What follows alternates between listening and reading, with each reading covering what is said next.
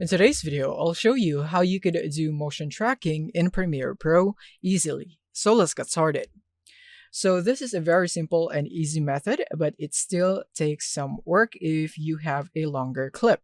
But still, this is a fairly accurate method on how you'd be able to track your objects. So in here is that you would need the guides right here and rulers. So you would need to go here into the plus icon right here or button editor. And now you want to make sure that you have these two right here, the show rulers and then the show guides. Make sure that you drag them right here into your button so that we could activate them and click on OK.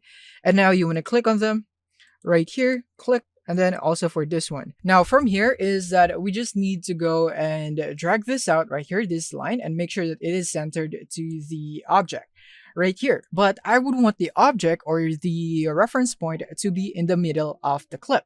So first, you would need to adjust the position and make sure that your object is first in the position where you'd want it to be. So in this case, I would need to scale so that I would have room to work with right here. So I would want to keep it here in the middle. So I'm going to position my lines here in the middle first, right here.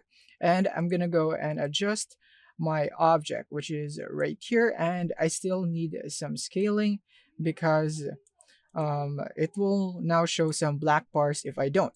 So right there, I think this one is good. Now from here is that you will now need to click here on keyframe and position under effect controls at the beginning of your clip. And basically from here is that you want to move 3 frames forward if you want to be more accurate. But in my case, I just want to go 5 frames since I'm doing it this fast. So 5 frames forward by holding the shift key on your keyboard and then a right arrow key. So that will move 5 frames. And from here, the ball is now out of position. Now you want to adjust this by going here into effect controls and making sure it is in the center again of the line right there, and then 5 frames again, and basically repeat this process until you have completed your clip or you're satisfied with the duration. So yeah, you would have to manually do this.